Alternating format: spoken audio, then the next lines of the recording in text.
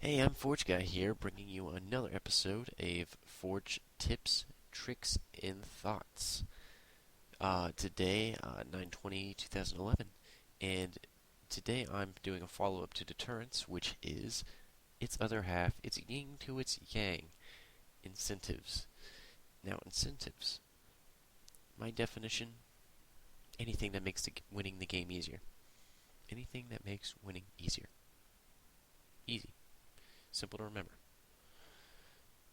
I mean, if you're thinking hardcore path manipulation, it's going to be.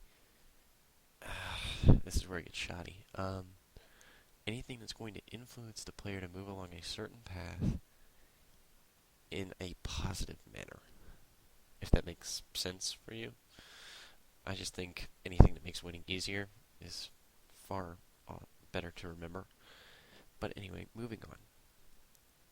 When you think of incentives, of course, you think of, oh yeah, you said earlier in the episodes that a rocket launcher, that's a good incentive. Maybe. I mean, that's obviously what your mind jumps to when you think about incentives. It happens to me all the time. But what you need to understand as a map maker is that's not always the case. Incentives don't always have to be items, as like power-ups or weapons or anything like that. They can be items. They can be objects, is what I'm trying to say.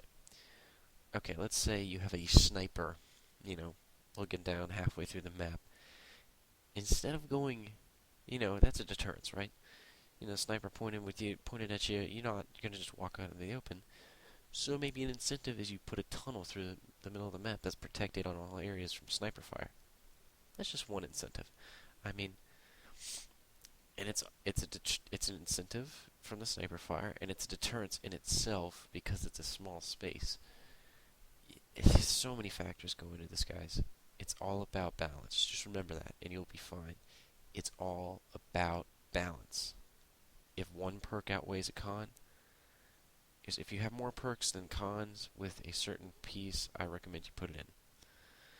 Because more often than not, good maps are going to have great balance. Great balance of incentive and deterrence. And then I did touch on this in deterrence. Uh, Incentives aren't always around permanently. Obviously, you have the items like power-ups, health stations, weapons, which people are going to pick up and walk away with. You know, they spawn every 30 seconds, but you gotta kind of be aware that anybody could just pluck a turret off the stand and walk away with it.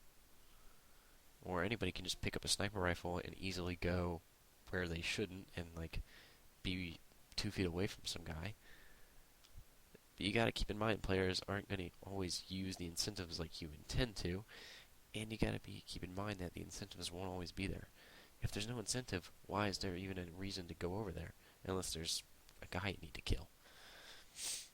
And another thing you gotta think about is that skill alone can fully control traffic on the map. The thing about incentives is you've gotta keep in mind that you're gonna have those players who play in your map who are just awesome and just dominate the map. Dominate it. I mean, it doesn't matter what kind of advantages you give the other guy, he would lose every time. Every single time to this guy. You gotta keep in mind that you don't want to give him everything he wants. All right, and it brings me back to balance. Balance. Let's see how much time I have. All right, so balance. Definitely want to have. You definitely don't want to have too much of what they want in one place. Uh, you don't want to have too many incentives, and you don't want to have too few incentives.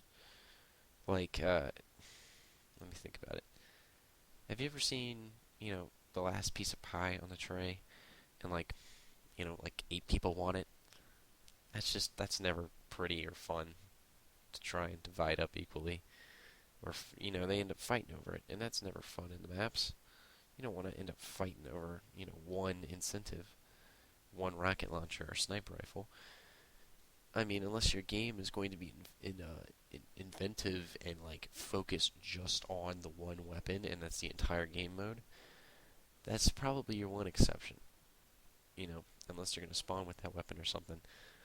But mostly, if you're making a competitive map, you want to have a good balance of few and plentiful, if you understand what I'm saying. Also, the incentives don't even have to be objects, items, nothing you can put down. They can simply be levels. Like, the high ground is an incentive. But the low ground can have its perks too, you know? It's just stuff to consider, guys. Mull it over. I mean, this is obviously very general and broad, and if you have any questions, you can always email me. My email's in the description of both YouTube and iTunes. But if you want to email me, go ahead, and I'm always available on Xbox Live. Gamertag, same as the email. Um, just general stuff like that. Uh, I will. My next episode's going to cover combat congestion in traffic, and we'll actually talk about the players moving about on your map, and we'll touch more now that you know what all of this stuff is: path manipulation, perspectives, incentives, deterrence. We can combine that knowledge all together, and we can really start to sit down and talk about congestion and the way people move around on your maps. And you have this kind of knowledge to draw from. I mean, it's building blocks. I'm not just talking myself in circles. You need to know this stuff. It makes you a better forger. It comes with a little bit of experience, and I guess I've had a knack for figuring this stuff out. I mean, my maps, they're not great, guys, but they have all of these elements in them, which make them fun to play. They don't have to be some grandiose thing. It doesn't have to be your life's work on a map. As long as it includes these elements, I'm pretty sure it'll be successful in most cases. Anyway, till next time, guys. Sorry about the wait. Here it is.